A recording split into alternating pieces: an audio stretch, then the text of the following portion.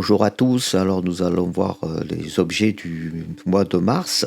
Alors, l'occasion de rappeler, puisqu'il y a très peu d'objets visibles ce mois-ci, ce que nous voyons ensemble en fait ce sont les objets qui sont au mois de mars vraiment les plus intéressants à voir par rapport à l'objet lui-même. Mais ça ne veut pas dire qu'au mois de mars il n'y a que ces objets-là à voir. Bien entendu, vous pouvez voir tous les objets qui sont visibles qui reste visible par rapport au mois de février, et vous pouvez déjà voir des objets dont on parlera sur la vidéo du mois d'avril, mais bien entendu ces objets restent encore tout à fait visibles, et notamment les stars de l'hiver que sont notamment Orion. Pour ce mois-ci, il y aura essentiellement deux constellations, le Cancer et le Lynx.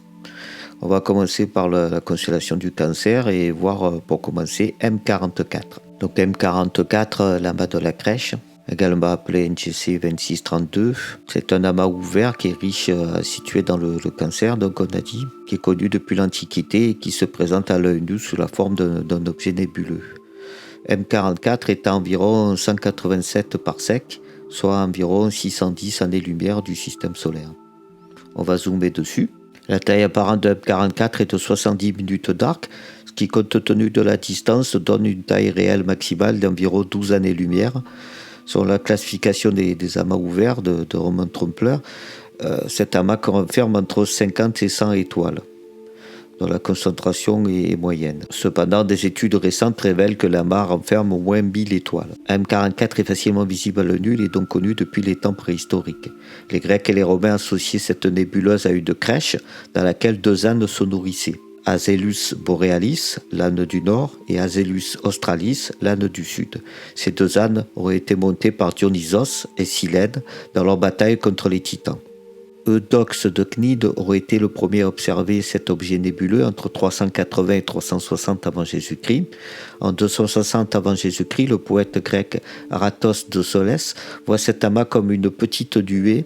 Hipparque entra l'amas dans son catalogue et l'appela le petit nuage ou l'étoile embrumée. M44 est l'une des 7 nébuleuses figurant dans l'Almageste de Claude Ptolémée. En 1609, Galilée observa M44 avec sa lunette et il a noté que cette nébuleuse n'était pas une seule étoile, mais un groupe de plus de 40 étoiles. L'amas a probablement aussi été observé en 1611 par Nicolas Claude Fabry de Peiresc, le découvreur de la nébuleuse d'Orion, M42, puis reconnu en tant qu'amas par Simon Marius en 1612. Charles Messier a ajouté l'amas à son célèbre catalogue le 4 mars 1764.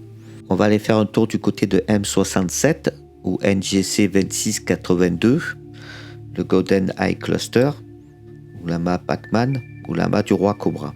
Vous voyez où il se situe sur la carte, toujours dans le Cancer, et on va zoomer dessus. Donc M67 est un amas ouvert situé dans la constellation du Cancer. Il a été découvert par l'astronome allemand Johann Gottfried Köhler en 1779. Selon Johann Elert Bode, M67 a été découvert peu avant 1779, mais ses instruments ne lui ont pas permis de résoudre ces étoiles.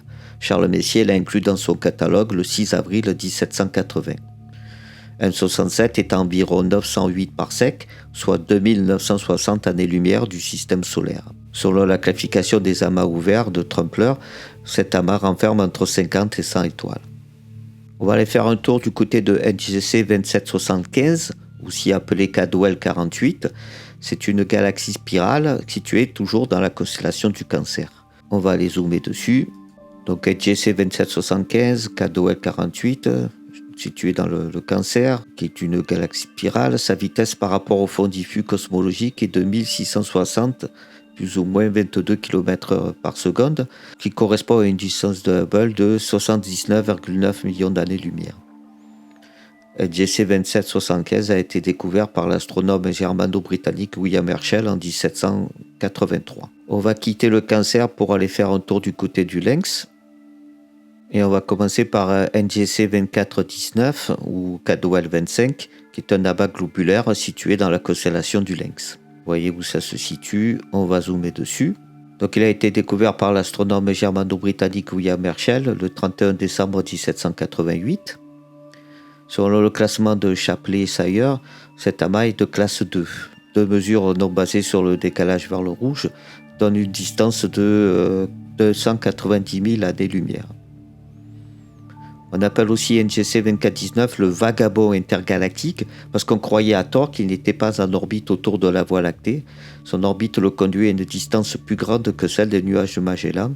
Il est donc beaucoup plus loin du bulbe de la Voie lactée que les autres amas globulaires, mais on peut considérer qu'il est lié à notre galaxie par la gravité.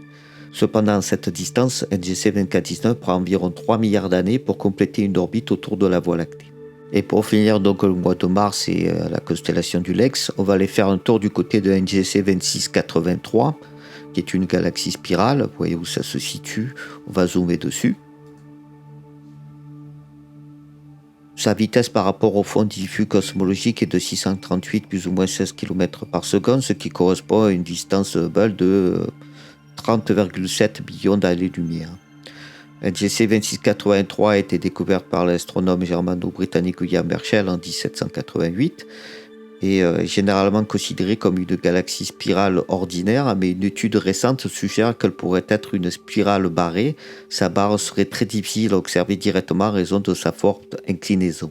Voilà, c'est tout pour le mois de mars. Comme vous pouvez voir, il y a peu d'objets qui se détachent sur ce mois-ci. Donc c'est pour ça que j'insiste pour dire n'ayez pas peur de voir avec les objets du mois de février et ceux dont on va parler au mois d'avril et de même certains objets du mois de janvier s'il faut.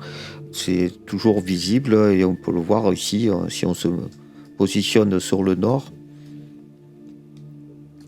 On peut voir qu'il y a pas mal d'objets de constellations dont on a déjà parlé, où il y a encore pas mal d'objets qui sont encore visibles et qui sont encore visibles tout au cours de la nuit. Sur ce, je vous dis à bientôt sur le prochain mois pour le mois d'avril et à bientôt sur Juste une mise au point.